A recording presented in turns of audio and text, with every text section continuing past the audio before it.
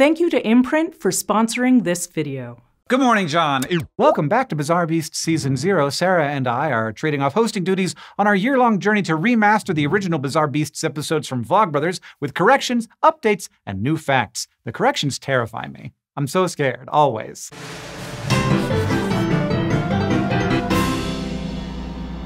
So, John, do you remember the time when we were kids at the beach and there was a dead Portuguese man o' war and I stepped on it and I was in pain for a full day?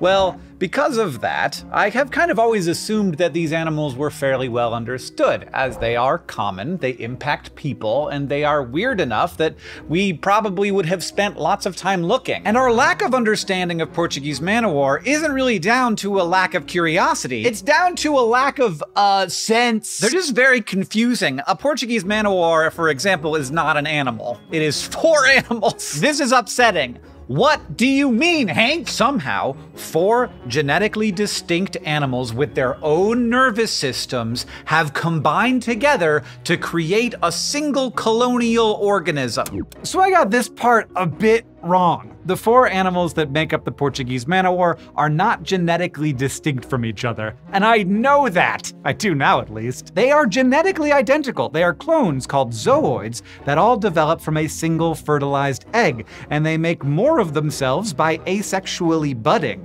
One of them is the stomach, one of them is the gonads, one of them is the floaty part, and one of them is the tentacle part. Basically, there's overlap. How much overlap? We don't know. How does that overlap function? How does an animal exist with 4 different nervous systems, and how do those nervous systems communicate with each other? We don't know. This is not how it's supposed to work. But life isn't supposed to work in any particular way. It's supposed to work in the way that works. And the Portuguese Man O' War as a colonial siphonophore works. Even if, while researching this video, it forced me to read sentences like, as the organism grows and the nematosacus expands anteriorly, new tentacular palpons grow at the base of the original gastrozooids. And these animals are beautiful. Well, okay, sorry. These colonial organisms are beautiful. They're also kind of terrible, of course. They're predators. They send out their stinging tentacles up to 165 feet. Some fish, however, have evolved to be able to carefully avoid those tentacles or have some imperviousness to them, which allows them to use the tentacles of the Portuguese Man O' War as shelter from larger predator fish. And one species of fish actually has figured out how to live there and feed on the Portuguese Man O' War. The fish that lives within the Man O' War's tentacles is perhaps, unsurprisingly, called the Man O' War fish or the blue bottle fish. It's only about 8 centimeters long, and it seems to survive by being fast enough to avoid the Man O' War's stinging cells, which it is not immune to. And it's kind of the worst house guest, because it eats the Man O' War's tentacles and gonads. Sometimes, though, its luck runs out and the Man O' War manages to catch and eat it. But this fish isn't the only thing that messes with Man O' War. Loggerhead sea turtles, ocean sunfish, and crabs also eat Portuguese Man O' War, something I would not try. And some ocean critters even do weirder stuff, like the common blanket octopus has been observed ripping off the tentacles of Man O' War to use as weapons. And some nudibranchs, like the blue sea dragon, incorporate the stinging cells of the Man O' War into their own bodies after consuming the tentacles. It's kind of like the way some sacaglossan sea slugs we talked about in another episode of Bizarre Beasts steal the chloroplasts from green algae to use them for their own solar power. The blue sea dragon just does it with the ouchie bits of the Man O' War instead.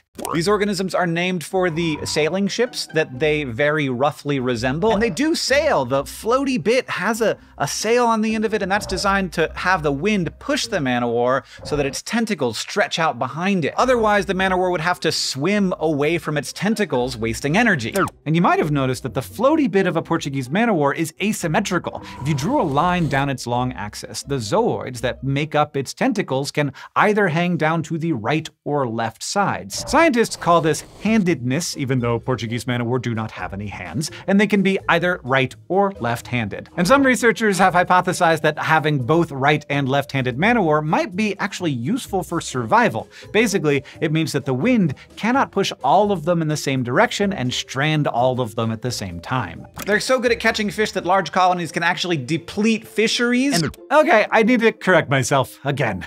It's not that they're really good at catching fish, it's that they are very picky. Portuguese Man O' War selectively prey on larval fish and can consume large numbers of them every day. And and this might influence fish stocks in certain areas with big commercial fisheries like the Gulf of Mexico. In the gas inside of their little bubbles, 14% carbon monoxide. So that also could kill you, though you would have to cut it open and breathe it in a lot, which would be just questionable decision making. The variety of ways that evolution has figured out how to have an organism survive actually does astound me. It really does. If you missed this little critter on the first time around, our Season 0 pin set is now available. This set includes all 12 of the animals we began this bizarre beast journey with on Vlogbrothers, including the Portuguese Man O War.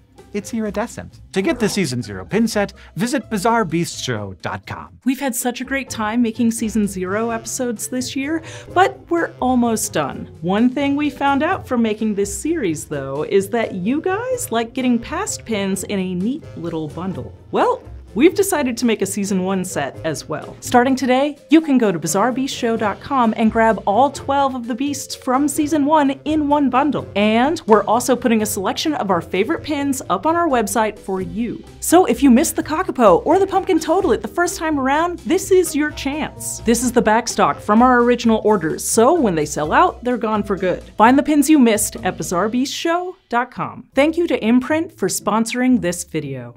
Imprint is a brand new way for people to learn, built from the ground up. Unless you've used the app, you likely haven't seen something like this. The app's mission is to make knowledge easy to learn, internalize, and apply to your life by visualizing and clarifying complex insights from the world's greatest thinkers. Imprint offers a 7-day free trial, and if you go to imprintapp.com/bizarre, you can get 20% off an annual membership. Their expansive content library includes courses, book summaries, and quick read lessons. One of their quick reads that caught my attention is "You Are What Your Gut Bacteria Eat." We talk all the time on this channel about complex macroscopic beasts, but what about the microbiome in all of us? And what effect does our diet have on our gut bacteria? So invest in a life of learning and check out Imprint today. Go to imprintapp.com/bizarre to start your journey today, and don't forget, as a fan of Bizarre Beasts, you will get 20% off your membership and a free 7-day trial.